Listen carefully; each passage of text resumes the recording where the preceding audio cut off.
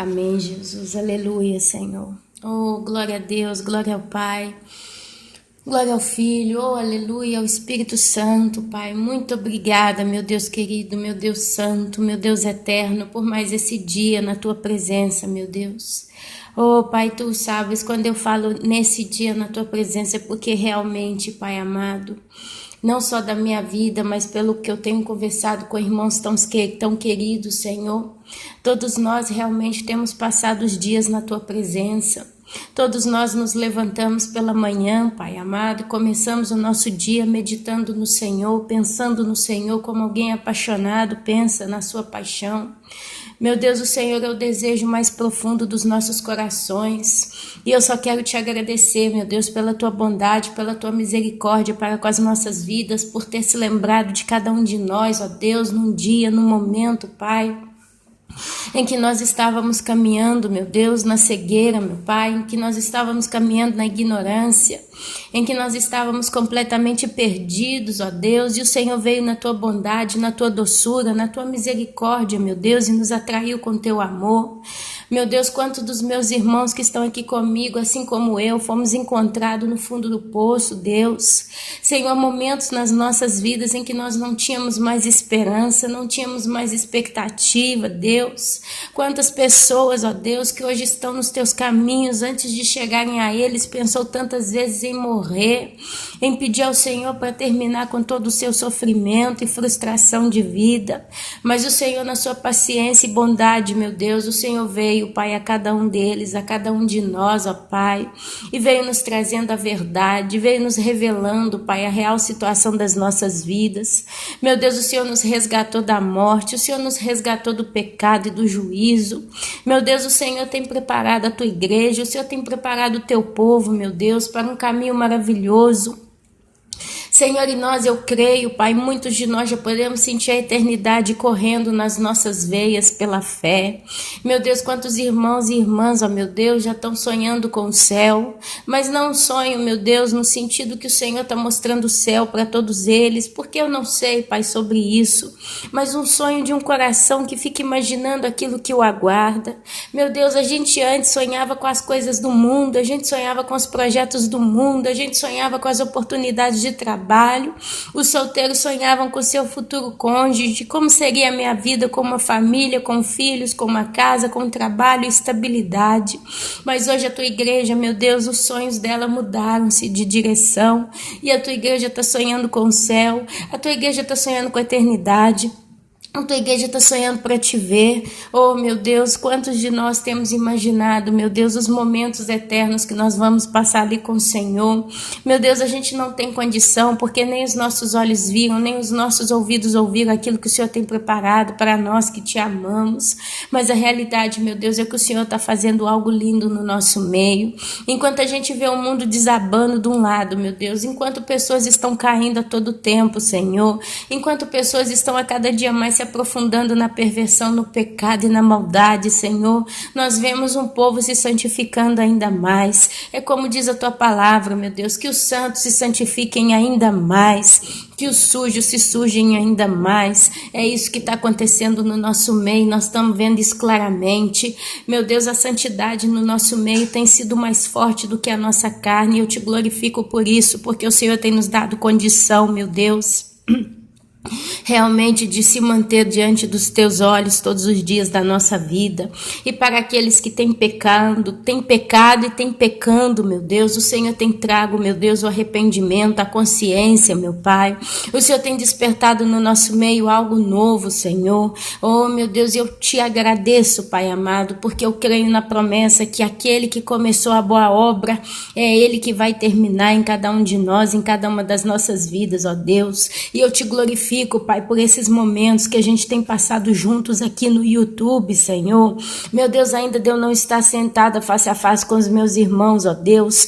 Eu sei que depois que a gente registra tudo isso, a gente publica e vamos para os nossos afazeres diários. Eu sei, Pai, que esses irmãos, ó Deus, no momento que eles podem, eles estão ali ouvindo, meu Pai, esses áudios, e eles estão glorificando o Senhor. Eles estão te agradecendo porque cada um deles reconhece o presente tão maravilhoso que eles receberam na vida deles, que é o presente da salvação. Meu Deus, e nesse momento, Pai, uma coisa que eu tenho visto acontecer nesses últimos dias, ó Deus, nesses dias que tem passado, meu Deus, é que existe uma necessidade crescente de um levante de clamor diante do teu altar, meu Deus. Não que a gente vai orar por uma nação, ou por uma cidade, ou por uma determinada zona geográfica. Não que a gente vai orar, meu Deus, que sabe lá pelo quê, para que o Senhor converta a igreja que está em apostasia, porque tudo isso faz parte das tuas profecias e aquilo não pode ser tocado, porque se eu começar a orar por uma coisa que o Senhor já decretou em profecia, a mesma coisa de eu dizer que o Senhor é mentiroso. E eu não estou aqui, Senhor, para voltar-me contra a tua palavra, pelo contrário, que o Senhor traga aquilo que o Senhor tem de propósito para trazer na humanidade, mas eu sei que eu posso orar pela tua igreja, meu Deus, eu sei que ainda existem alguns que precisam ser resgatados antes do arrebatamento, meu Deus, eu coloquei no meu coração, meu Deus, que o último momento para que se haja uma salvação é o momento antes do arrebatamento, enquanto a igreja está na terra, ela precisa continuar fazendo aquilo que ela foi feita para fazer, pregar o evangelho, interceder, abençoar uns aos outros, cuidar uns dos outros, apacentar as ovelhas, ó meu Deus, e falar a verdade e viver uma vida justa, Senhor. Por isso que o Senhor dê a força não só para mim, mas para cada um dos meus irmãos para honrarem a tua palavra na fidelidade da obediência até o final. Meu Deus, que aqueles que estão desanimados aqui em oração, que o Senhor restaure a vida dessas pessoas e encha-os, ó Deus, de força, de vontade, Deus, para que eles voltem a orar. Meu Deus, a oração é poderosa. Meu Deus, a fé é poderosa. O Senhor nos deu esses instrumentos, ó Deus, para nós combatermos o bom combate. Meu Deus, o crente que não abre a boca, Pai, é praticamente um crente morto. Meu Deus, é um crente que não produz e não dá frutos. Todo crente precisa orar, meu Deus, todo crente precisa fazer-se de louco pela fé e falar sozinho aos olhos daqueles do mundo para que o Senhor faça a diferença. Eu tenho visto, meu Deus, nos meus anos de convertida, a diferença que faz a oração. A oração é um instrumento poderoso, meu Deus, e é um instrumento que quanto mais a gente crê que ele é poderoso para fazer aquilo que a gente está pedindo, mais se funciona, meu Pai. A tua palavra diz que aquilo que a gente pede, o Senhor nos dá, mas a gente tem que saber pedir. Meu Deus, nós não estamos aqui, Pai, mais para pedir reino na terra, para pedir satisfação das coisas da terra, para fazer, Pai, que o Senhor faça milagres nas coisas da terra, mas nós estamos aqui para buscar em primeiro lugar o teu reino, para que as demais coisas nos sejam acrescentadas. Meu Deus, eu tenho vivido na minha vida os teus milagres, porque é o Senhor quem traz a provisão do trabalho para o meu teto, é o Senhor que não deixa faltar comida na minha despensa, é o Senhor que não deixa faltar a água potável para que eu possa fazer os meus afazeres de casa e para que a gente possa beber. É o Senhor, meu Deus, é o Senhor, meu Deus, quem tem nos dado um teto. Ainda ontem eu estava vendo uma reportagem falando desse pessoal que saiu da Síria, 5 anos de guerra naquele país. Meu Deus, milhões de pessoas, são mais de 11 milhões de pessoas que saíram daquele país, ó meu Deus, e estão vagando pela Europa fora, sem casa, sem teto, sem rumo, crianças nascendo sem confins, sem identidade, sem nacionalidade, Senhor. 5 anos, ó meu Pai, crianças não estão indo a uma escola, não sabem ler, não sabem escrever, meu Deus, pessoas chorando o tempo todo, vivendo com barracas na lama no norte da Europa, onde tem frio, meu Deus, e eu moro na Europa, eu sei o que é o frio da Europa, Senhor, eu sei o que é a chuva da Europa, Senhor, eu sei o que é o vento, meu Deus, congelado da Europa, e aquelas pessoas separadas com uma barraca de lama, de material plástico, Senhor, dormindo no chão com aquelas crianças, ó Deus, meu Deus, essa é a realidade que está acontecendo aqui perto de mim, Senhor, e o Senhor tem nos dado sustento, o Senhor tem nos dado um teto, o Senhor tem nos dado comida, o Senhor tem nos dado energia, o Senhor tem nos dado saúde, meu Deus, oh meu amado, meu querido, eu só posso te agradecer, e eu sei que cada irmão que está aqui ouvindo esse áudio, não interessa a sua casa, onde é, como é, se é uma casa maravilhosa, se é um barraco na favela, meu Deus, se é uma vila simples, se é um barracãozinho ou se é um palácio, eu sei que é o Senhor quem tem nos sustentado, porque quando eu vejo na televisão a aflição desse povo que não tem rumo, que não tem uma casa, que não tem onde estar, as crianças sempre com os olhinhos cheios de lágrimas, ó Deus, é ali que a gente entende o quanto nós somos sortudos, fortunados, ó meu Deus, porque o Senhor tem cuidado de nós. Nós ainda temos acesso à Tua palavra por meio da Bíblia que está aqui, por exemplo, na minha frente. Muitos têm acesso à Tua palavra através da internet. Muitos ainda estão conseguindo achar igrejas em que a Tua palavra é pregada com respeito, com amor e com dignidade, com seriedade. Muitos ainda, Senhor, têm encontrado pastores, ó Deus, que não se dobraram a Baal. Oh, meu Deus, eu te agradeço pelas provisões que o Senhor tem dado para a tua igreja. Então, meu Pai, a única coisa que eu posso te pedir, Senhor, é que o Senhor, meu Pai, nos capacite ainda mais em oração, Pai amado, para que a gente continue orando pelas almas que ainda não vieram para ti, porque o Senhor tem o nome dessas pessoas escritos no livro da vida e o Senhor tem um propósito para cada uma delas, mas o Senhor precisa que o teu povo clame, combata esse combate através da oração. Meu Deus, a tua palavra é poderosa, meu Deus, a tua palavra nos ordena, Pai, a orar, Senhor, porque quem sabe o Senhor, ó Deus, vai intervir no caso dessas almas perdidas. Meu Deus, que não seja sangue inocente derramado nas nossas mãos, porque nós ficamos calados, ficamos quietos, ó Deus, mas pelo contrário, meu Deus, ainda que a gente como homens, ó Deus, temos os nossos juízos, os nossos modos de pensar e julgar o próximo, porque é a realidade, a nossa vida é julgar o próximo, meu Deus, por mais que a gente fale que não, por mais que a gente se sinta santo, a realidade de todos nós, e eu sou a primeira da fila, é botar o dedo e julgar as pessoas, analisar, é querer, Pai, pensar, quem sabe sim, quem sabe não, eu oro, eu não oro, eu faço, eu não faço. Meu Deus, em nome de Jesus Cristo Todo-Poderoso, quando ele morreu naquela cruz, ó Deus, ele não julgou ninguém. Jesus, quando ele morreu naquela cruz, ele simplesmente derramou até a última gota do seu sangue por amor a todos aqueles, ó Deus, que o reconhecesse como Salvador, que entregasse, se rendessem, ó meu Deus, aos teus pés. Por isso que ele morreu naquela cruz, porque o julgamento ele cabe ao Senhor, ele vai caber a Jesus nos últimos dias, mas não no dia da cruz. E quando ele morreu na cruz, ele marcou, Pai, ele colocou um marco inicial, dizendo: agora, todo aquele que vier e se arrepender será salvo. Todo aquele que vier e se arrepender será salvo. Meu Deus, a tua palavra, ela fala que o Senhor amou o mundo de tal maneira que deu o teu Filho unigênito para que todo aquele que nele crê não pereça. A tua palavra fala que o Senhor tem o nome dos santos, dos salvos, dos teus filhos inscritos no livro da vida. Mas o Senhor não revelou quem são essas pessoas, de geração em geração em que o homem tem passado pela terra. O Senhor não revelou, é fulano, ciclano, betano, mas aquele lá não. Meu Deus, o Senhor simplesmente deixa uma bandeira, meu Pai, escancarada para quem não quiser e quem quiser ver, dizendo: eis que dei o meu Filho amado, e todo aquele que nele crê vai ter vida e não vai perecer. A tua palavra diz que o Senhor não tem prazer na morte do ímpio. A tua palavra nos adverte a abençoar a vida de todos aqueles que estão à nossa frente, advertendo, alertando, falando da situação em que eles se encontram. A tua palavra nos ensina a orar. A tua palavra nos ensina a pregar o evangelho. A tua palavra, ela diz: ide, meu Deus. Meu Pai, eu tenho vindo, Pai, eu tenho ido através do YouTube, eu tenho ido muitas das vezes através do WhatsApp, eu tenho ido simplesmente dentro da minha casa procurando dar um testemunho justo. Meu Deus, muitos estão indo, Pai, atrás de pregar o teu evangelho nas praças, nas ruas, colocando outdoors, ó Deus, pelas cidades, porque eu já vi.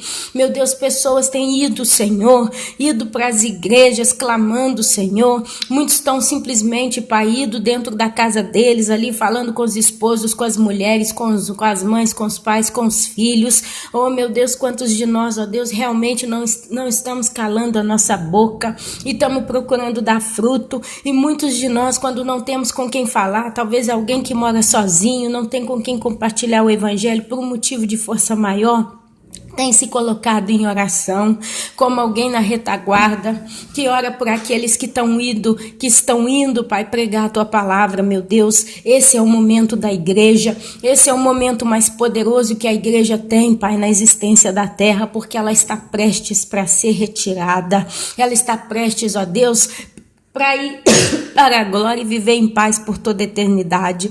Por isso eu te peço em nome de Jesus, que o Senhor tire todo o cansaço, que o Senhor tire todo o fardo, que o Senhor tire toda a preguiça, que o Senhor tire toda a timidez, toda a vergonha, toda a prostração, que o Senhor tire todo o orgulho, que o Senhor tire toda a arrogância, que o Senhor tire todo o prejuízo, meu Deus, que muitos de nós temos feito. Meu Deus, às vezes a gente olha para uma pessoa e fala, eu não vou orar por aquela pessoa porque ela está indo para o inferno, ela é perdida, ela é rebelde, ela é dura, ela é difícil. Meu Deus, não cabe a nós, Senhor, não cabe a nós, Senhor, falar assim, porque anteriormente nós também éramos duros, nós éramos orgulhosos, nós éramos difíceis. Muitos de nós se sentiam donos da verdade, inteligentes o suficiente para tocar a própria vida, até que o Senhor nos resgatou pela Tua bondade, pela Tua misericórdia, meu Deus. Por isso não cabe a nós, ó meu Pai, julgar por quem nós vamos orar e por quem nós não vamos orar. Mas eu creio, meu Deus, que o tempo em que nós vivemos é um tempo em que nós temos que simplesmente deixar fluir no nosso coração a vontade, a intercessão do Espírito Santo pelo próximo, sem julgar ou sem dizer aquele sim, aquele não, porque quando a gente se coloca a orar, meu Deus, a gente vai te glorificando, a gente vai te adorando, e ali o Espírito Santo vai trazendo à nossa memória aquilo, os motivos pelos quais nós temos que abrir a boca. Essa é a realidade da oração do santo. Por isso, meu Pai, em nome de Jesus, eu repreendo realmente todo espírito imundo que está cercando várias pessoas, impedindo que essas pessoas lutem um bom combate do Senhor. Oh, meu Deus, em nome de Jesus, eu repreendo agora, Senhor, toda opressão, meu Deus, todo espírito de engano, Senhor, todo espírito de perturbação, Senhor. Ainda lendo em alguns dos meus comentários, uma irmã disse, meus irmãos, orem por mim, porque eu estou sentindo um zumbido dentro do meu ouvido, meus irmãos, dentro da minha cabeça. Meu Pai, isso não é do Senhor, essas não são coisas normais, por isso traz libertação no meio do teu povo. Se tem uma coisa que eu tenho aprendido por esses que estão vivendo debaixo das opressões do demônio, Pai, pessoas que estão vendo o vulto dentro de casa, que estão ouvindo vozes, que estão tendo perturbações à noite, que estão vendo coisas caírem dentro de suas casas, meu Deus, pessoas que diriam quase que a sua casa está mal assombrada. Meu Deus, eu tenho visto um livramento, esse livramento se chama leitura da Tua palavra e a oração em voz alta. Meu Deus, eu ouvi a Tua palavra e é orar, eu ouvi a Tua palavra e é orar, eu ouvi a Tua palavra e é orar. Meu Deus, é tomar passe pela fé, ainda que o espírito imundo está ali respirando no cangote da pessoa, ainda que ela possa sentir o fedor do inferno ali do lado dela por um motivo de força maior. Talvez essa pessoa, quando nasceu, alguém ministrou na vida dela alguma maldição através de benzimento, através de obra no centro de macumba, foi consagrada a algum demônio, ou um pai ou uma mãe tinha legalidade de espíritos imundos, de encostos ali na vida dessas pessoas, e ali quando eles tiveram seus filhos, passou através da geração, através da herança, esses demônios para a vida dessas pessoas, para as oprimirem. Meu Deus, mas a única coisa que eu posso dizer para cada uma dessas pessoas, porque eu não gostaria de estar na situação em que elas encontram, meu Deus, é que elas têm que pegar a Bíblia e ler a Bíblia, e ler a Bíblia, e ler a Bíblia, Senhor, em nome de Jesus, lê a Bíblia com todo o coração, com toda a disposição, ainda que o espírito imundo fica rodeando essa mesa dessa pessoa onde ela está sentada. Ela precisa combater, meu Deus, pela fé, porque o Senhor é o nosso socorro, o Senhor é a nossa salvação, o Senhor é o nosso porto seguro, o Senhor é a nossa provisão. E depois essa pessoa precisa começar a orar, ela precisa colocar dentro da casa dela oração dia e noite, através do YouTube, através do rádio, eu não sei qual seria um instrumento que ela vai ter, mas ela precisa colocar oração dentro da casa dela, porque quando o demônio escuta, ele bate em retirada, porque quem pode resistir ao poder do Senhor?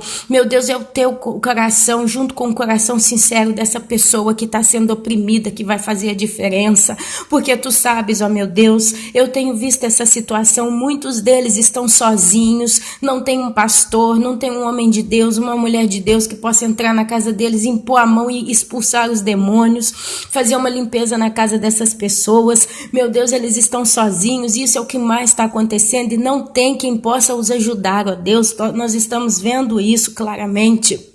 É aonde essa pessoa precisa, pela fé, buscar o Senhor de todo o coração, porque a tua palavra diz que o Senhor nos deu autoridade para pisar em cobras e escorpiões. O Senhor disse que o Senhor nos protege da seta que voa ao meio-dia. A tua palavra diz que é no nome de Jesus que os demônios batem em retirada, são expulsos. É a santidade que faz a diferença. Meu Deus, em nome de Jesus, ainda que essa pessoa, de certo modo, está com algum tipo de possessão, se o coração dela está clamando por socorro nesse momento, Pai, que o Senhor venha, Pai, em encontro com essa pessoa, envia os teus anjos na casa dessa pessoa, para que esse espírito imundo não tenha poder sobre ela, para que ela tenha tempo de clamar a Ti, te pedir perdão por todos os seus pecados, para que ela tenha tempo de falar, Senhor, me dá a Tua mão, meu Deus, e me ajuda a sair desse lamaçal em que eu me encontro, porque é mais forte de mim, e se o Senhor...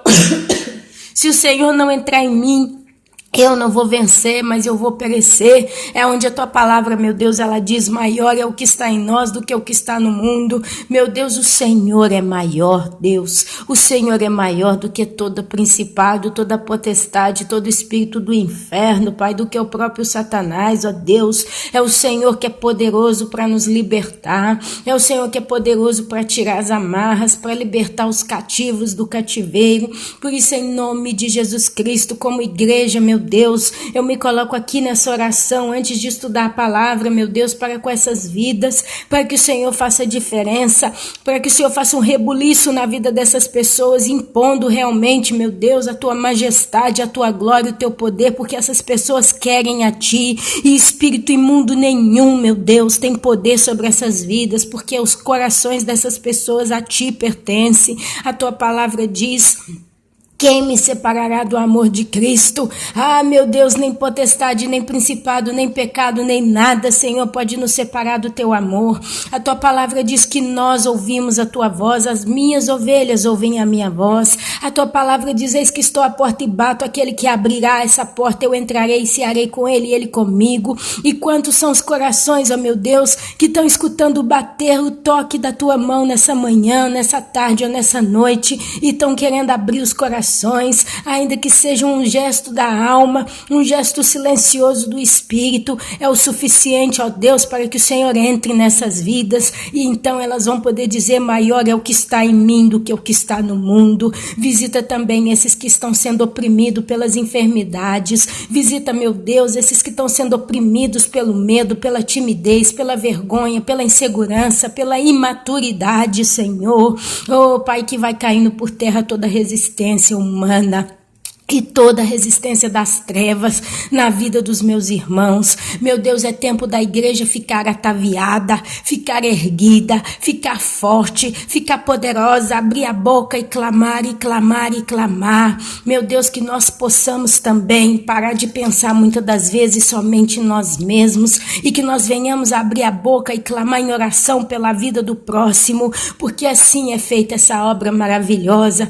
É quando muitas das vezes a gente para de olhar para o nosso próprio umbigo e começa a olhar para frente e ver que diante de nós existem outros que estão também precisando de oração, precisando de ajuda, precisando de assistência. Meu Deus, quanto aos dons e talentos que estão adormecidos ou escondidos nesses irmãos que estão quietinhos, que o Senhor agora, Pai, possa com a tua autoridade fazer com que esses irmãos abram, Pai, as portas, ó Deus, para trabalhar. Meu Deus, é tempo de pôr a mão no arado. É tempo realmente, meu Deus, de combater o bom combate. Tu sabes, ó Deus, tu sabes aquilo que o Senhor deu para cada um dos meus irmãos. Tu sabes aquilo que o Senhor deu em capacidade, seja intelectual, seja física, seja espiritual para cada uma das pessoas. Mas uma coisa eu tenho certeza, o Senhor é Pai. E qual é o Pai que não dá aos filhos aquilo que os filhos precisam? Por isso, se todos nós somos teus filhos, nós temos dons do Senhor, nós temos os presentes do Senhor. O Espírito Espírito Santo tem nos enchido de alguma coisa. É tempo da tua igreja dar fruto como nunca, Senhor. É tempo da tua igreja dar fruto como nunca, Senhor, para que aquela árvore, meu Deus, que não está dando fruto, não seja arrancada e lançada ao fogo. Não permita no nosso meio, Pai, que ninguém seja arrancado e lançado ao fogo. Não permita que nenhum dos irmãos que estão aqui me acompanhando, Deus, nesse canal, venham a ser arrancados e lançados ao fogo porque estão em pecado, porque não estão conseguindo fazer a tua obra, porque estão vivendo debaixo da sua timidez ou de algum comodismo qualquer, ou porque estão sendo oprimidos pelas trevas e estão conseguindo, meu Deus, perecer ainda mais porque estão com medo. Meu irmão e minha irmã, maior é o que está em você do que aquilo que está no mundo. É tempo de você tomar posse, porque Deus é poderoso, Deus é grandioso, Deus é glorioso. Ele é o mesmo ontem, hoje e sempre. Ele é o mesmo que libertou Davi da mão do rei Saul, quando ele queria matá-lo ali naqueles anos que ele ficou ali correndo do rei. E livrou Davi de todos os outros dos seus inimigos. Esse Deus ao qual nós estamos orando é o mesmo que abençoou, meu amado, minha amada, aqueles que nele creram no passado. É o mesmo que abriu o mar vermelho. É o mesmo que tirou um povo, uma multidão incontável do Egito e levou para a terra chamada Nova Canaã. Meus irmãos, esse Deus que nós estamos orando é o mesmo que livrou Sadraque, Mesaque e Abednego, meus irmãos, da fornalha ardente, quando ele enviou um anjo e eles estavam ali dentro caminhando num fogo 7 vezes mais quente, e quando eles saíram daquela fornalha, nem o cheiro da fumaça, nem o fedor do fogo, da lenha estava neles impregnado, de tanto que esse Deus é poderoso. É o mesmo que livrou a Daniel da cova dos leões. Daniel foi para dentro da cova, mas os leões não o atacaram. Esse é o mesmo Deus, esse é o mesmo Deus, o poderoso, aquele que nós cremos, e é nele que a gente tem que crer até o final do tempo, porque o tempo está acabando, nós estamos a um pé do céu. Por isso, em nome de Jesus, endireita a tua vida, em nome de Jesus Cristo. Se você está em pecado, que você comece a jogar por terra esse pecado. Talvez você é uma ovelha gorda, uma ovelha que se desviou, alguém que cresceu em vaidade, alguém que acha que é porque sabe demais. Em nome de Jesus, que caia por terra, porque isso é um cativeiro na sua vida, porque a sabedoria não é o suficiente para você estar salvo, mas é a santidade, é a santidade, é a santidade que é a nossa bandeira de lei. A única chave que vai te levar para o céu é a santidade, é a perseverança, é a humildade, é o reconhecimento do seu pecado, da sua fraqueza. Por isso, em nome de Jesus, comece a acordar, porque o tempo está curto. O tempo está curto, não vai ter tempo. Se você continuar brincando com fogo, você vai se queimar.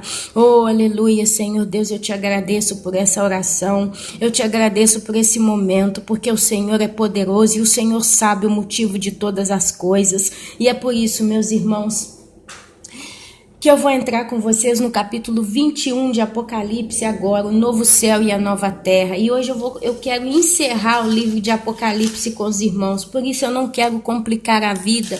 A gente já falou muito sobre esse assunto e falta tão pouco para a gente terminar. Então eu gostaria de ficar realmente só aqui nesses textos, sem rodear muito a palavra, para que os irmãos realmente hoje possam se alimentar da esperança futura daquilo que Deus tem preparado para nós. A Bíblia fala: nem olhos viram, nem ouvidos ouviram, nem jamais chegou ao coração do homem aquilo que Deus tem preparado para aqueles que o amam. Então, por mais que a gente queira traduzir a Bíblia, por mais que a gente queira escafunchar as coisas para trazer um entendimento profundo, a realidade, meus amados, é pela fé, é pela fé, é pela fé que a gente alcança, meus irmãos, a eternidade. Por mais que a gente leia, por mais que a gente estude, por mais que a gente ache textos e referências bíblicas 1000 aqui, digamos assim, nada que a gente lê é comparado ao que realmente é, porque é sombra. Aquilo que a gente vê hoje é sombra das coisas que existem. Uma coisa é certa: Deus tem preparado coisas que nós não temos palavras para discernir, para traduzir, para explicar, para explanar aqui para os irmãos. Por isso eu prefiro ler o capítulo 21 dentro de uma serenidade para com os irmãos, para que a gente tome posse daquilo que Deus está trazendo para nós. Meus irmãos, hoje é dia 16 de março de 2016. Vocês devem estar ouvindo um barulho forte de tremor, né, no fundo do áudio. É porque a minha vizinha de casa, que não tem muro, nós somos casa colada uma na outra, né? O muro que separa é a parede da casa dela e da minha, apesar que eu estou no quarto andar.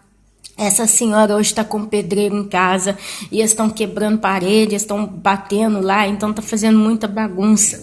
Mas isso não pode me impedir de estar aqui hoje com os irmãos pregando essa palavra, porque o tempo é curto e a gente não pode parar. Ontem eu estava me sentindo muito mal, eu estava com um sono tão forte, eu estava com falta de ar.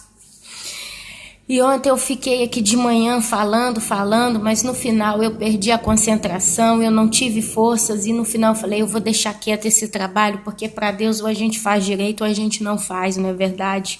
Então é por isso que agora eu já estou aqui tomando rapidinho essa coragem para pregar essa palavra santa. Capítulo 21 de Apocalipse, o novo céu e a nova terra. Anteriormente nós tínhamos visto o milênio, em que Jesus governa por 1000 anos na terra, justo. Nós temos, só para fazer vamos tentar passar rapidinho aqui um geral no livro de Apocalipse. A gente vê João escrevendo para as igrejas, através da inspiração de Jesus Cristo, quer dizer, Jesus dá a ele a carta a 7 igrejas. Cada uma das igrejas tem uma característica toda sua. Eu não estou com papel aqui agora que fala sobre as igrejas, mas vocês têm muito assunto lá atrás explicando sobre elas.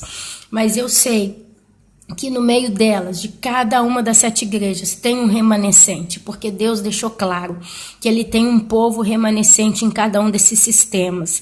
Depois, a partir do capítulo 4, a igreja sobe no arrebatamento, é quando o próprio Deus fala para João.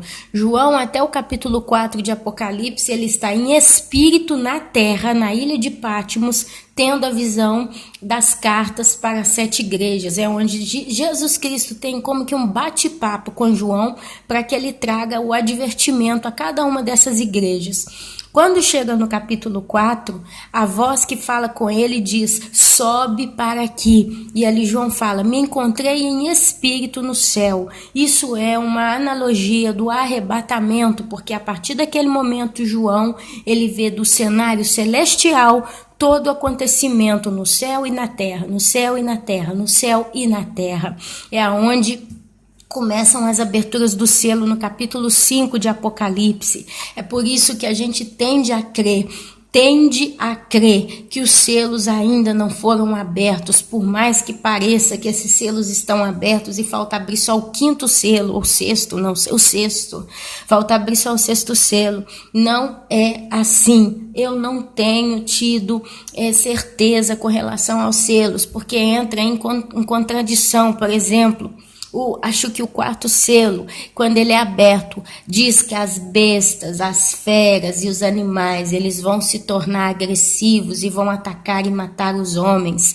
Isso ainda não acontece.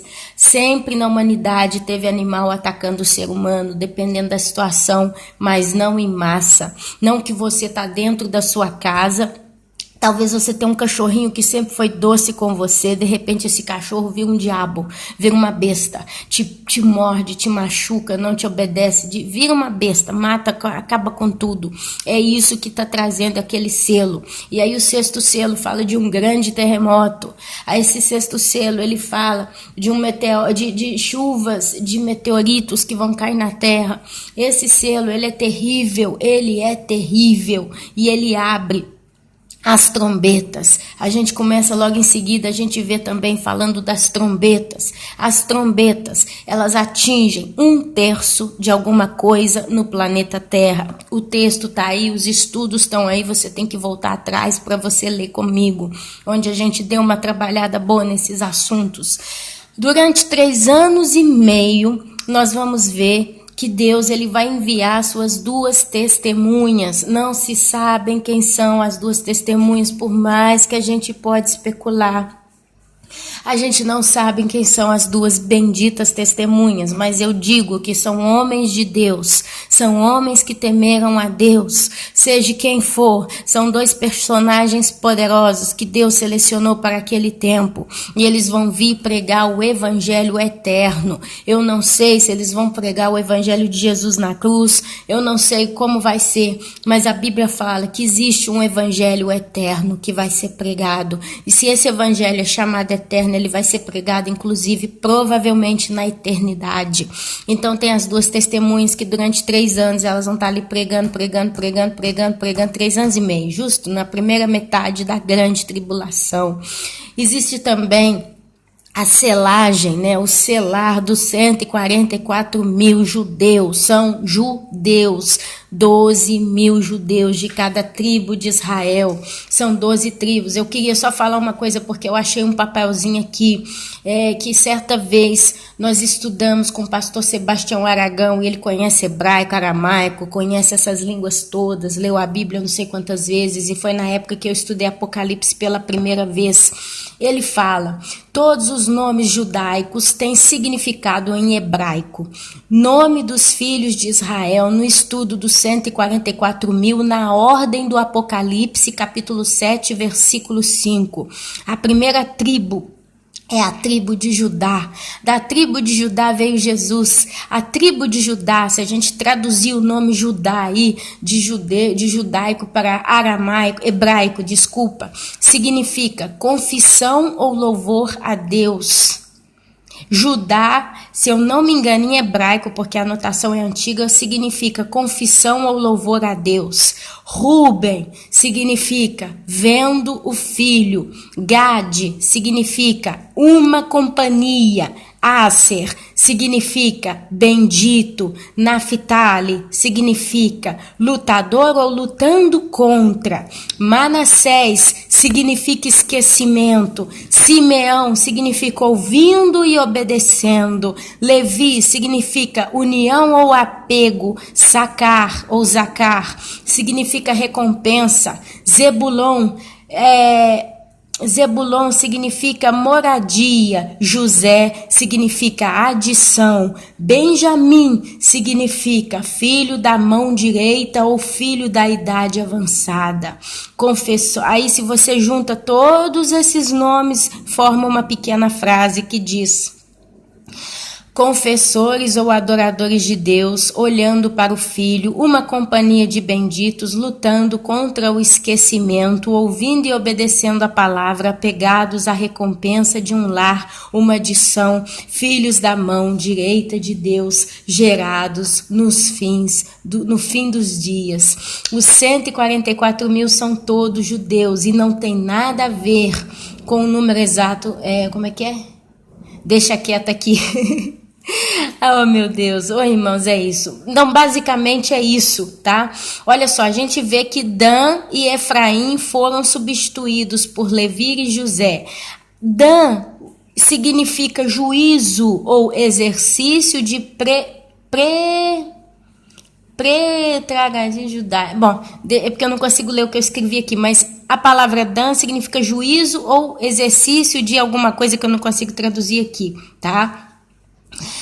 Efraim significa aumento, crescimento por multiplicação, tá? E aqui eu deixo quieto, nós lemos então sobre os 144 mil. Deus envia 4 anjos para firmar os 4 ventos. E ali, nesse meio tempo em que esses 4 ventos, norte, sul, leste e oeste, quer dizer, um juízo, por um período de tempo vai ser firmado para que os 144 mil sejam selados.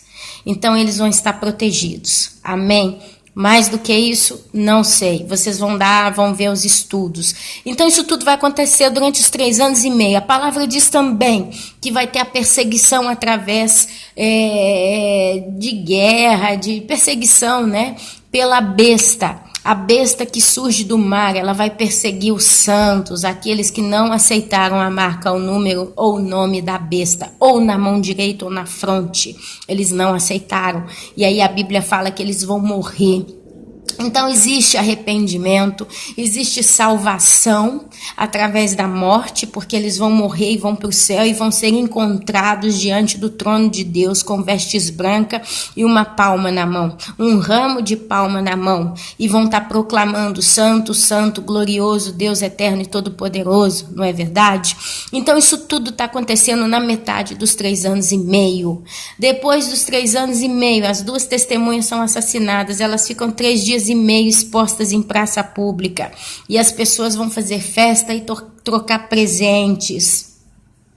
É onde a gente vê que depois de 3 dias e meio vem um fogo do céu, vem um poder maravilhoso, um fôlego de vida, ele entra nas 2 testemunhas, elas levantam e elas sobem para o céu. Acontece um grande terremoto, 7.000 pessoas morrem nesse grande terremoto.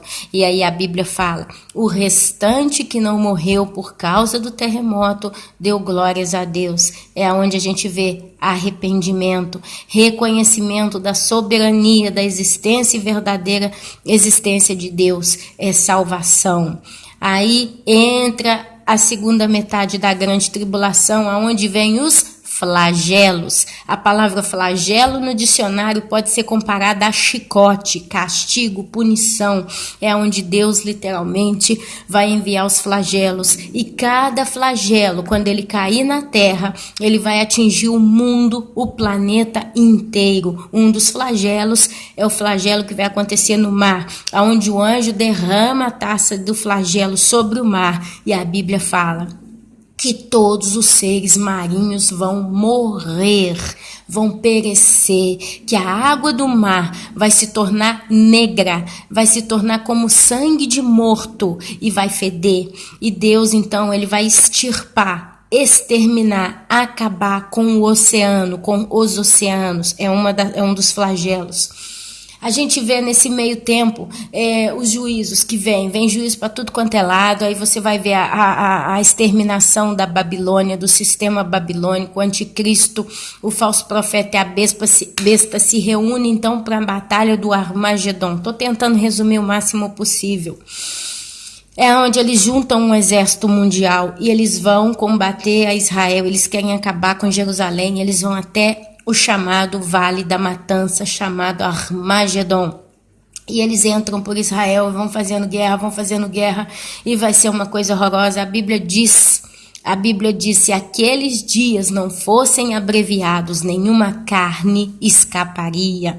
Então vai ter uma matança. Lembrando que Israel está sendo pisada também pelos gentios. Quer dizer, você vai ver judeu e não judeu pisando em Israel. Você vai ver o mundo inteiro conectado aos acontecimentos diretos em Israel. Você vai ver pessoas torcendo pelo anticristo e pessoas torcendo para a vitória do povo de Israel. Então, é quando eles vão ver, todo mundo, o planeta inteiro, vai ver como de ocidente ao oriente, como um raio, como um relâmpago, né, que parte, e todo olho verá descendo das nuvens, montado num cavalo branco, com um manto salpicado do sangue dos santos, e junto com ele os exércitos do céu. Aí vem a noiva de Cristo, e quem sabe também anjos, não se sabe. A Bíblia fala exércitos dos céus, mas deixa claro que no meio desse exército tem a noiva de Cristo montada em cavalos brancos. Então, se você nunca entrou numa guerra fisicamente falando, prepara-te, porque Deus tem isto reservado para você, com uma diferença, que provavelmente nós não vamos sofrer nenhum arranhão, a gente simplesmente vai combater o final dos bons combates com Jesus Cristo em pessoa. A Bíblia mostra mais lá na frente, Jesus em cima do Monte das Oliveiras, com seus 144 mil junto com ele, o seu povo que ele separou, chamados a primícia de Deus. Eles são a primícia. A primícia. A gente pode quase tentar comparar os 144 mil e mais o remanescente de Israel com a igreja de Cristo e os santos da grande tribulação, significando, do mesmo jeito que a igreja de Cristo é a primícia de Cristo, ela vai subir viva para o céu, eles vão ressuscitar, vão ser os primeiros a ressuscitar, os santos que morreram em Cristo, junto com nós, os que estivermos vivos, vamos nos encontrar com Cristo nos ares e reinaremos com ele para sempre.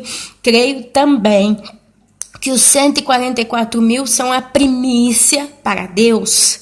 Depois você vê que ainda por causa de Cristo, porque toda a salvação para a eternidade, ela é justificada pelo sangue derramado na cruz. Porque quando o homem pecou pela primeira vez, Deus ele entregou Jesus para derramar aquele sangue por todo aquele que a Deus pertence. Então todo nome escrito no livro da vida, seja vindo do Velho Testamento, que seja vindo do milênio à frente, é por causa do sangue de Jesus, porque ele diz, eu sou o caminho, a verdade e a vida. Ninguém vem ao Pai, senão por mim. No Velho Testamento, Jesus foi profetizado principalmente pelo profeta Isaías. Ele foi descrito de modo perfeito, e eles creram que viria o Salvador. Eles creram, a ponto que Jesus diz que quando ele estava ali no meio do povo de Israel, na época que Jesus nasceu na terra e viveu 33 anos, ele conta que os antepassados, o sonho deles era ver aquilo que aquele povo estava vendo, o próprio Jesus em pessoa, o Cordeiro de Deus que tira os pecados do mundo, mas não viram, morreram naquela esperança.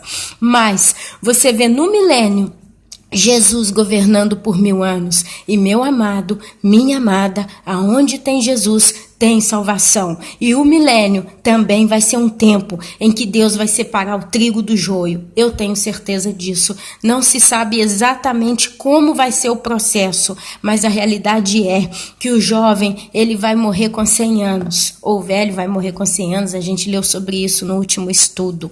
Então, você vê a primícia de Cristo, a noiva, e depois você vê os santos da grande tribulação que vão ser salvos através da perseguição. Eles vão pagar um preço extremamente alto, porque eles não estão mais debaixo do tempo da graça, mas eles vão estar debaixo do juízo e da ira. E Deus ele tem 3 anos e meio reservado para colher esse pessoal. Eles vão ser lançados no largar da ira de Deus.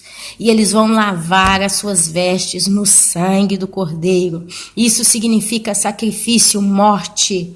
Mas é um povo que no final eles vão passar pela primeira morte, mas não pela segunda. E você vê um remanescente de Israel sendo salvo no final, no Armagedon. Então eu acredito, isso é uma coisa minha, que como Cristo tem a igreja a sua primícia e os santos da grande tribulação, né, mais um povo que vai ser salvo por ele, Deus ele tem os 144 mil, ele tem os 144 mil e provavelmente o remanescente ainda de um povo de Israel que vai se salvar somente no momento da batalha do Armagedon. Mas a Bíblia fala que nenhuma carne escaparia se aqueles dias não fossem abreviados. Dá-se a entender que vai entrar gente que nunca morreu, que não passou pela morte, pessoas que não aceitaram nem a marca da besta, o símbolo, o nome, tá? Mas eles simplesmente escaparam vivos de todos os 7 anos da grande tribulação. Pessoas que converteram na metade, na primeira metade, e passaram todos os 7 anos na terra. Deus sempre protegendo de algum modo, de modo que essas pessoas sobrevivam e entram no milênio. E vai ter povos de toda tribo, língua e raça na terra no milênio. É onde a gente lê que Satanás é preso por 1000 anos, que os santos que morreram por Cristo na grande tribulação vão reinar com ele por 1000 anos. E aí no final a Bíblia conta, Satanás vai ser solto. por um pouco de tempo, e ele vai reunir um exército mais numeroso do que a areia do mar para subir contra o Monte Santo. E aí a Bíblia fala, caiu fogo do céu e eles foram consumidos. E aí fala, a besta e o falso profeta são lançados, aliás, eles já foram lançados no lago de fogo e enxofre antes do milênio, mas agora, depois do milênio, você vê o juízo final. É onde Deus conta. Quando, porém, se completaram os 1000 anos, Satanás será solto da sua prisão e sairá a seduzir as nações que há nos 4 cantos da terra, Gog e Magog, a fim de reuni-las para a peleja. O número dessas é como a areia do mar. Marcharam, então, pela superfície da terra e sitiaram o acampamento dos santos e a cidade querida. Desceu, porém, fogo do céu e os consumiu. O diabo sedutor deles foi lançado para dentro do lago do fogo e enxofre, onde já encontram não só a besta, como também o falso profeta, e serão atormentados de dia e de noite pelos séculos dos séculos. Logo em seguida, você vê versículo 11, capítulo 20 de Apocalipse. Vi um grande trono branco, e aquele que nele se assenta, de cuja presença fugiram a terra e o céu, e não se achou lugar para eles. Vi também os mortos, os grandes e os pequenos, postos em pé diante do trono. Então se abriram livros, ainda um outro livro, o livro da vida, também foi aberto, e os mortos foram julgados segundo as suas obras, conforme o que se achava escrito nos livros. Deu o mar os mortos que nele estavam, a morte e o além entregaram os mortos que nele havia, e foram julgados, um por um, segundo as suas obras. Então a morte e o inferno foram lançados para dentro do lago de fogo. Esta é a segunda morte, o lago de fogo. E se alguém não foi achado inscrito no livro da vida, esse foi lançado para dentro do lago de fogo. Ponto final. Aqui termina o juízo de Deus sobre todo aquele que foi rebelde e não o aceitou. E é onde a gente entra no novo céu e na nova terra. Capítulo 21 de Apocalipse. Olha o que diz. Vi novo céu e nova terra, pois o primeiro céu e a primeira terra passaram, e o mar já não existe. Recapitulando que em um dos flagelos, o mar ele vai ser completamente destruído. Porque quando aquele flagelo é derramado no mar, diz que todos os seres que vivem no mar, todos os peixes, né, toda a vida que tem no mar, ela vai morrer. E a Bíblia conta que o mar ficou como um sangue de morto. Nesse meio tempo, quando a gente vai lá no juízo da Babilônia, a Bíblia conta que um anjo joga uma pedra no mar. Esse mar já vai ter passado pelo selo, pelo selo, pelas trombetas, né? E vai ter passado pelo flagelo. Então a Bíblia conta que vai ter uma destruição da grande Babilônia, da meretriz, em uma só hora. Em uma só hora. Meus amados, é uma destruição total. Provavelmente nós vamos ter a última tsunami da humanidade. Com uma diferença. Essa tsunami não vai ser azul, limpinha, como a gente vê na televisão, de água limpa do mar, água salgada, com peixe e tudo no meio. Mas vai ser uma tsunami de água podre, porque o mar não vai ter mais vida. E aqui fala, Apocalipse capítulo 1, que o mar já não existe, porque o mar morreu e Deus então vai ter que limpar todo esse ambiente. Vi também a cidade santa, a nova Jerusalém, que então, nesse momento, Deus ele só traz a nova Jerusalém para a terra quando forem feitos os novos céus e a nova terra. Se você observa novo céu e nova terra, o céu aqui está entrando todo o sistema solar, todo o universo, tudo aquilo que a gente conhece a de lá da atmosfera terrestre, vai ser tudo feito novamente. Porque em um dos juízos a Bíblia conta que os elementos se desfarão por causa do calor, né? Então a gente acredita que sol, que lua, que as estrelas, tudo vai ter um colapso universal. Com todo esse julgamento, com todos os flagelos, com tudo que Deus vai fazer, a Bíblia conta claramente que vai ter um colapso universal. Então tudo vai ser queimado. A Bíblia fala que nos últimos dias é pelo fogo que ele vai purificar a terra, não pela água como foi no dilúvio, que todo o planeta Terra ficou não sei quantos metros acima, né, a mais. Uma vez eu vi, o Monte Everest, ele é o mais alto monte de todo o planeta Terra, e diz que o dilúvio, ele subiu 7 metros acima do Monte Everest. Isso aí eu ouvi tem muito tempo, mas só para você ter uma ideia, quem conseguiria subir ao topo do Monte Everest na época de Noé? E ainda que conseguisse subir, a água subiu 7 metros acima desse monte. Então não tem como a pessoa escapar, não tinha para onde ir, né? Por mais que ela fosse um bom nadador. Só que nos últimos dias a Bíblia fala claramente que Deus ele vai limpar a terra com o fogo, não só a terra, mas todo o céu. A Bíblia fala dos principados e potestades que moram nos ares, são demônios que estão na atmosfera terrestre, num certo nível celestial. E Deus vai mandar fogo nisso tudo, vai purificar. É como se Deus fosse desinfetar toda a criação. Primeiro ele lança tudo que não presta no lago de fogo e enxofre, que já queima por si só. Depois no fogo ele continua limpando tudo que existe. E então ele vem e faz novos céus e nova terra. Amém?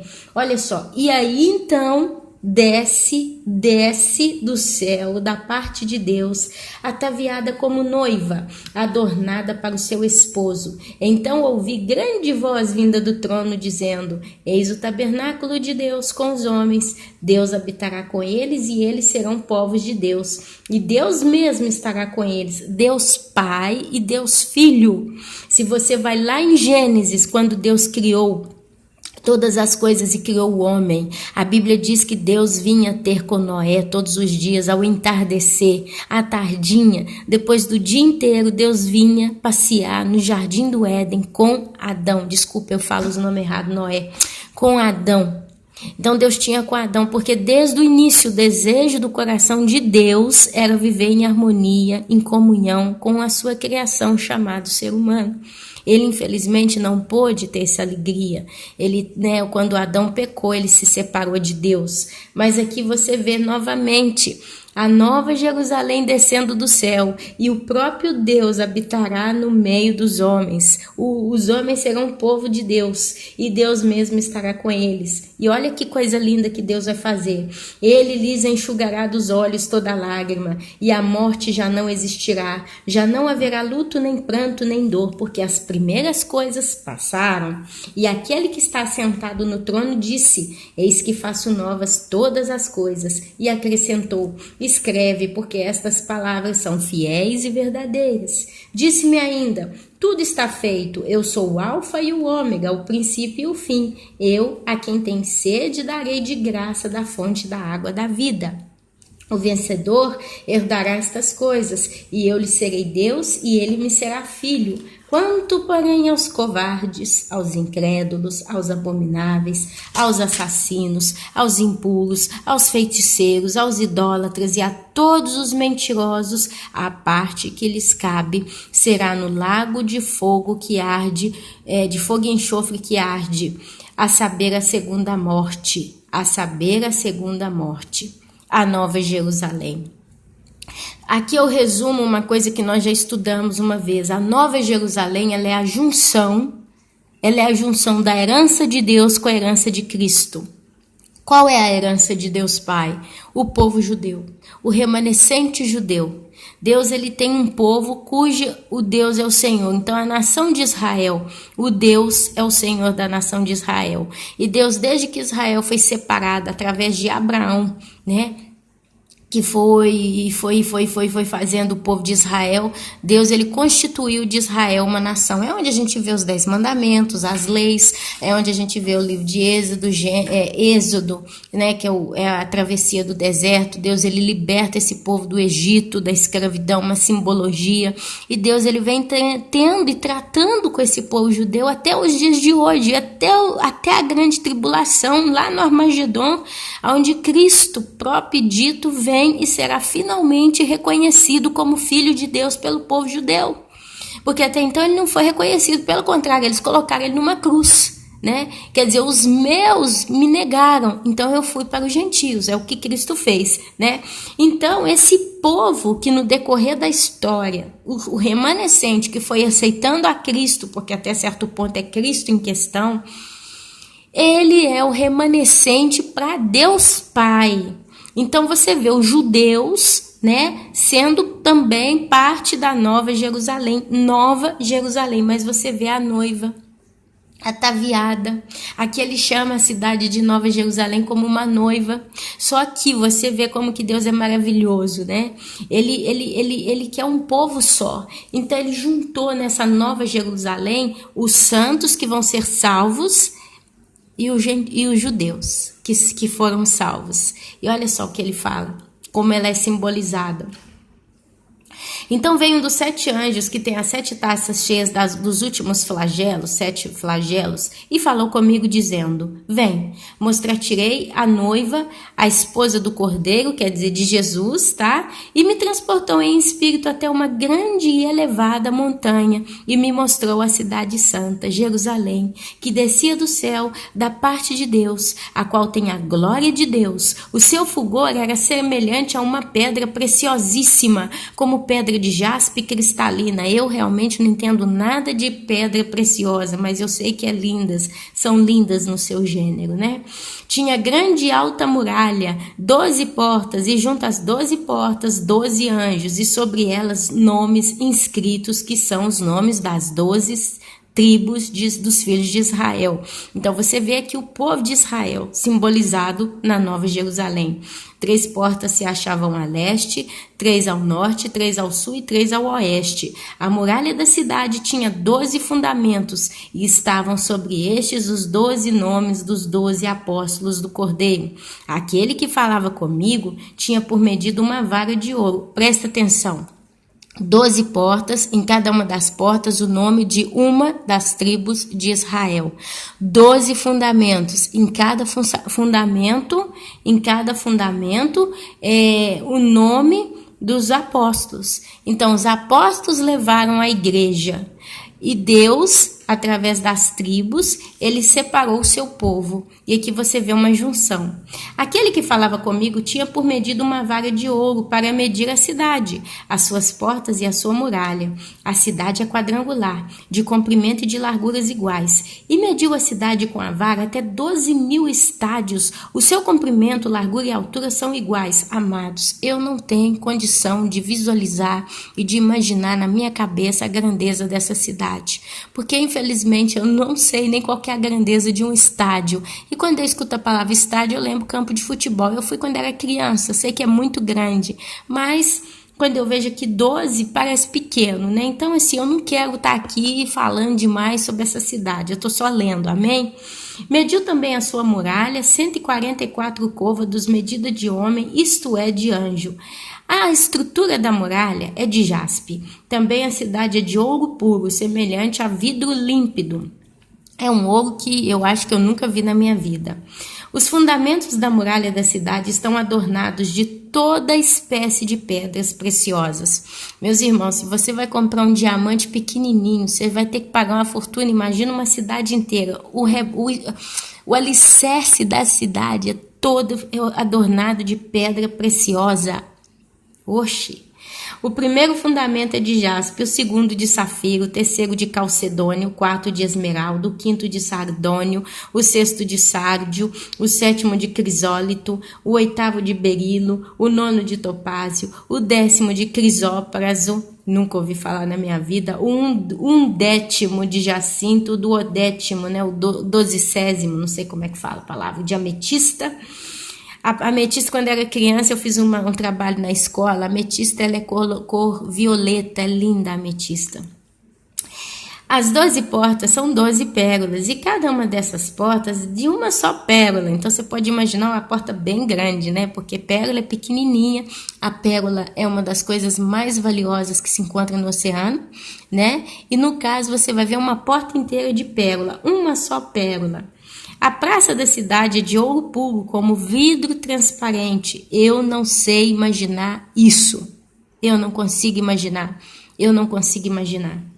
Nela não vi santuário, porque o seu santuário é o Senhor, o Deus Todo-Poderoso e o Cordeiro, Jesus Cristo. Então você vê Deus Pai e Deus Filho juntos nessa cidade. A cidade não precisa nem de sol nem de lua para lhe darem claridade, pois a glória de Deus a iluminou e o Cordeiro, ou Jesus Cristo, é a sua lâmpada. As nações andarão mediante a sua luz, e os reis da terra lhe trazem a sua glória. As suas portas nunca jamais se fecharão de dia, porque nela não haverá noite, e lhe trarão a glória e a honra das nações. Nela nunca jamais penetrará coisa alguma contaminada, nem o que pratica abominação e mentira, mas somente os inscritos no livro do Cordeiro. Amém, amados? Então aqui a gente vai viver a eternidade. Aqui está falando da eternidade. Deus, ele quer habitar no planeta Terra com os homens. Por isso vai descer a Nova Jerusalém, é uma cidade, literalmente falando. E dentro dessa cidade, só os santos com o nome escrito no livro da vida vão poder entrar. É o santuário de Deus no meio dos homens.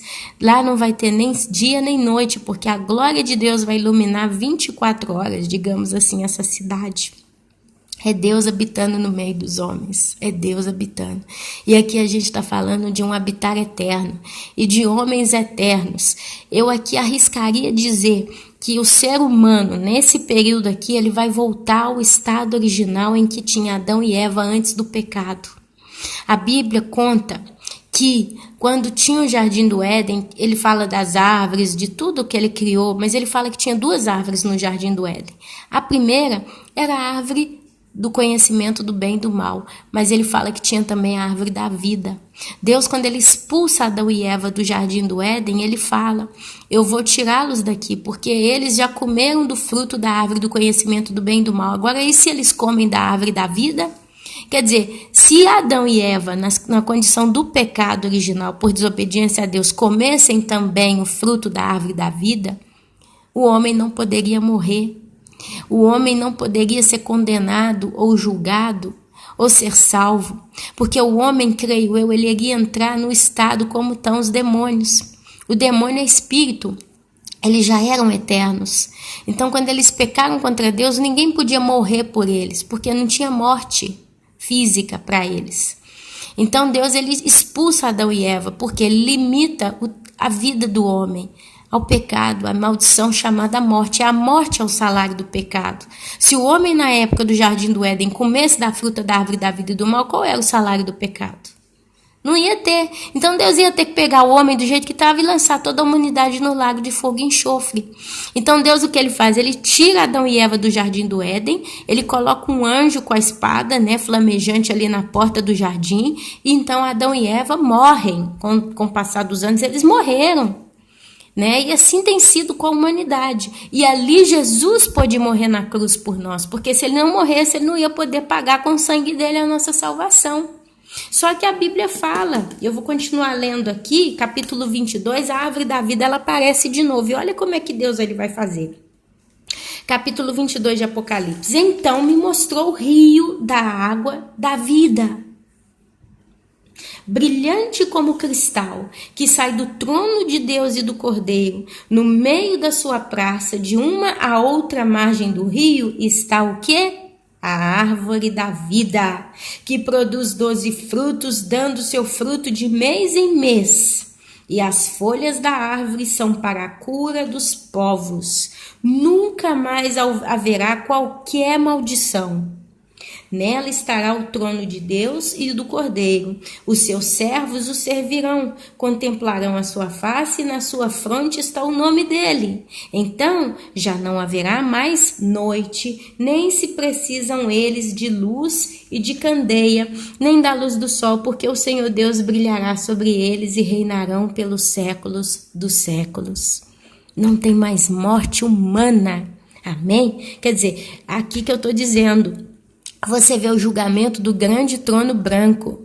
Quem não tem o nome escrito no livro da vida, perece no lago de fogo e enxofre. Mas no milênio, Deus ele recolhe a última safra de santos, porque Satanás vai ser solto de novo por mais um pouco de tempo, para seduzir os homens. Isso está falando de milênio. Depois de 1000 anos de Jesus Cristo governando em pessoa o planeta Terra, Satanás vai ser solto. Satanás vai ser solto e ele vai conseguir reunir mais uma safra de homem, porque eles têm o pecado original como eu e você. Não pense que viver o milênio, que vai ser um reino perfeito, sem problema, sem nada, vai significar santidade eterna. Ainda assim, os homens ali ainda vão na rebeldia do pecado original fazer a escolha. Ou eu quero a Deus ou eu quero o diabo. E ali, Deus ele vai separar o último trigo do joio. E ali ele vai dar salvação eterna para os sobreviventes do milênio que não seguiram a Satanás. Assim como nós temos sido salvos e vamos ser resgatados, Deus ele vai resgatar todos os homens que a ele pertence. É por isso que aqui está liberada a árvore da vida, o rio que passa, a cura das nações e tudo isso. Eu não sei se essa cura das nações aqui tá voltada para... Eu não sei. Nem quero falar alguma coisa aqui, porque eu não sou doida. Mas a realidade é que aqui Deus ele faz nova todas as coisas. Aqui não existe mais morte, aqui não existe mais sofrimento. Aqui existe um reino eterno de Deus Pai e Deus Filho no meio dos homens. E aí ele entra para a gente terminar, amém? Que hoje eu termino o livro de Apocalipse com os irmãos. A certeza do cumprimento da profecia deste livro. Versículo 6 do capítulo 22. Disse-me ainda, estas palavras são fiéis e verdadeiras. O Senhor, o Deus dos espíritos dos profetas, enviou seu anjo para mostrar aos seus servos as coisas que em breve devem acontecer. Eis que venho sem demora. Bem-aventurado aquele que guarda as palavras da profecia deste livro. Por isso que tem muito crente com medo de ler Apocalipse, muito pastor que não quer pregar Apocalipse, mas olha só o que Jesus deixa. Bem-aventurado aquele que guarda as palavras da profecia deste livro. Nós somos bem-aventurados, porque nós temos guardado essa palavra. É por isso que nós estamos estudando o Apocalipse. Isso é abençoar, meus irmãos. De algum modo, a gente está abençoando uns aos outros, estudando o Apocalipse, porque nós somos bem-aventurados. Porque nós estamos, então, entendendo as coisas que vão vir. E isso gera temor nos nossos corações. Isso gera um aperfeiçoar da nossa santidade, da nossa seriedade, da nossa maturidade com Deus. Amém? As admoestações e as promessas finais. Eu, João, sou quem ouviu e viu estas coisas, e quando as ouvi e vi, prostrei-me aos pés do anjo que me mostrou essas coisas para adorá-lo. Então ele me disse, vê, não faças isso. Eu sou conservo teu, dos teus irmãos, os profetas e dos que guardam as palavras deste livro. Adora a Deus. Disse-me ainda, não seles as palavras da profecia deste livro, porque o tempo está próximo. Continue o injusto fazendo injustiça, continue o imundo ainda sendo imundo. O justo, porém, continue na prática da justiça e o santo continue a santificar-se. A palavra santo, se você olhar no dicionário, significa separado. Então, é isso que a noiva está fazendo. A noiva, cada dia que passa, ela está se separando e se separando ainda mais do que? Do mundo. Amém, amados? E aí entra a justiça. A Bíblia diz que Deus ele tem prazer, ele tem alegria na oração do justo. E ser justo só através da intervenção do Espírito Santo. Porque nós e nós mesmos não temos justiça nenhuma. Porque o próprio Isaías disse, não tem um justo, um só sequer. Mas depois de Jesus, o sangue dele nos justificou. Então nós nos tornamos justos de Deus.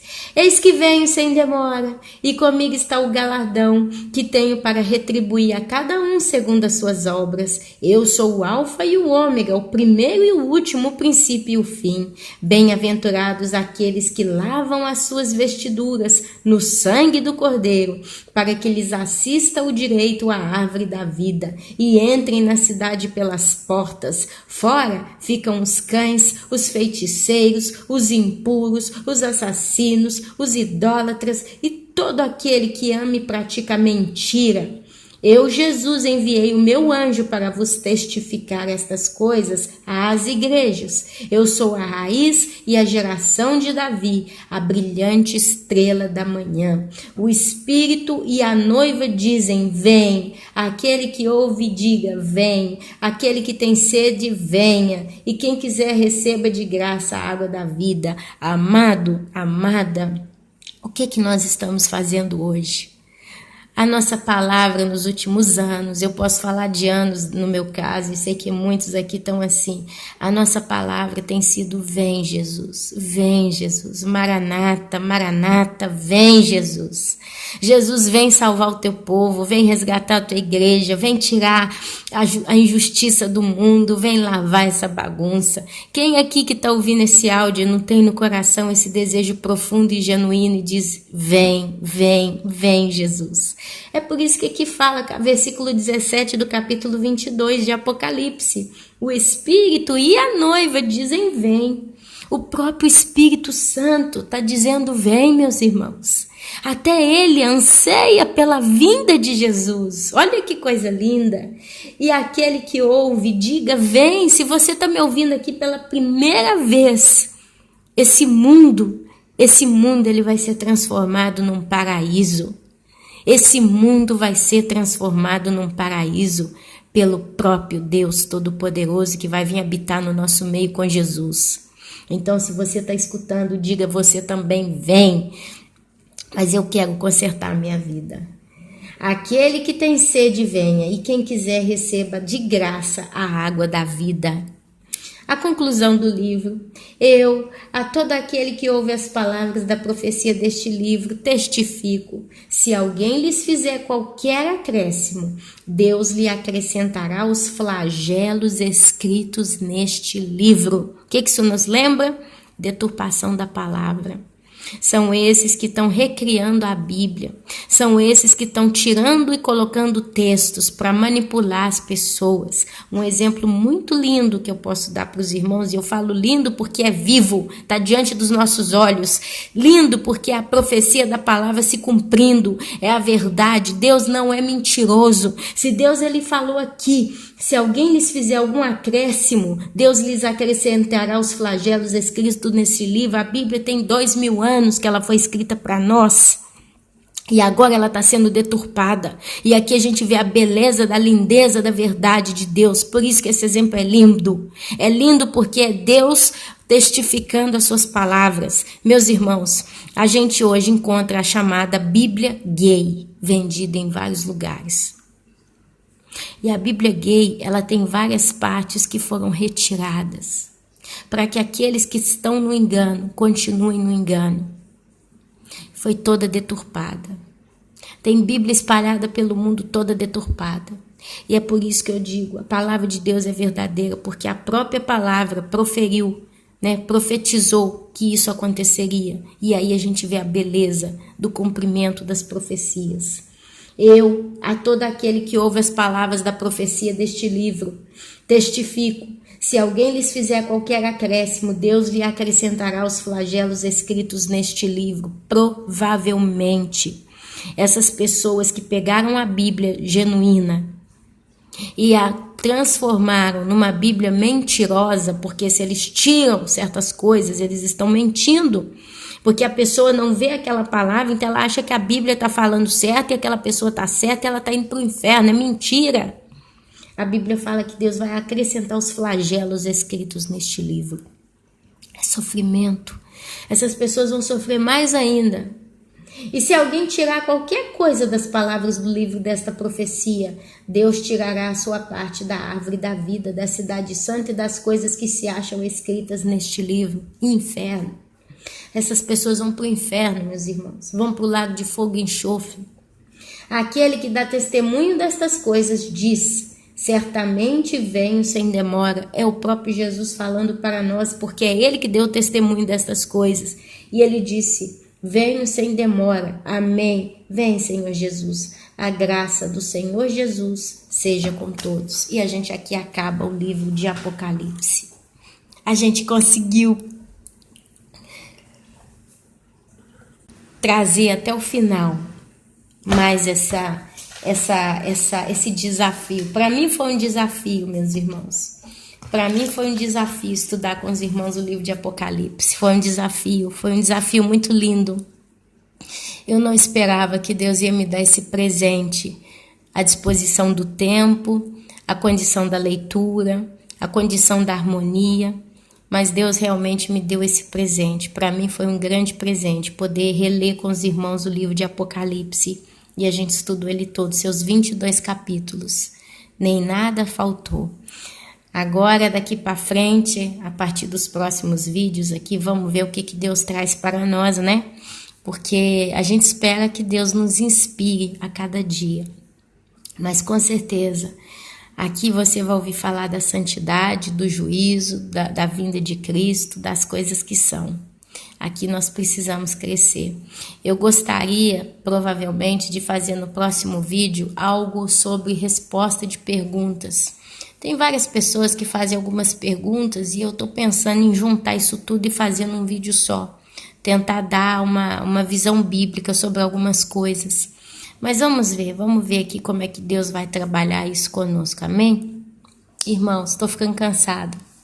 Estou sentada já 1h17, como eu disse ontem, eu tive muito sono, tive muita falta de ar. Hoje eu estou melhor, mas eu já sinto de novo que está voltando aquela fraqueza, né? Como o corpo está sem energia, é falta de energia mesmo. Então eu vou entregar para os irmãos esse áudio, espero que tenha sido uma bênção na vida de todo mundo e glória a Deus, né? Vamos ver o que Deus traz para nós nos próximos vídeos. Que o Senhor Jesus abençoe a todos. Amém, amém e amém.